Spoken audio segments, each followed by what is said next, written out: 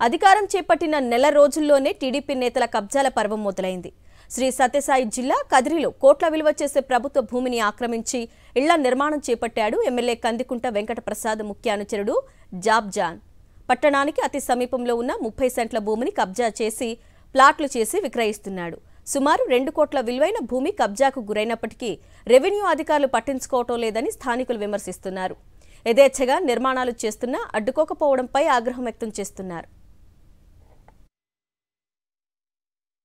కోట్ల రూపాయలు విలువ చేసే భూమి అది కూడా ఏదో పేదవానికి సెంటు స్థలం ఇవ్వాలంటే 1.25 లక్ష కొర్రీలు పెట్టే రెవెన్యూ అధికారులకి వాళ్ళ అప్లికేషన్లో 1కి 16 సార్లు గ్రౌండ్ లెవెల్లో పోయి సర్వే చేసి వాళ్ళు పేదోళ్ళ కాదా అని తేల్చి పట్టాలు ఇస్తామని చెప్పే అధికారులకి పట్టణానికి దగ్గరగా టిట్కో ఇళ్ళ పక్కన దాదాపు 30 సెంట్ల ప్రభుత్వ భూమిని నిర్మాణాలుగా చేపట్టి వాటిని కబ్జా చేసుకుంటా ఉంటే ఎందుకని అధికారులు వారిపై చర్యలు తీసుకోవడం లేదు?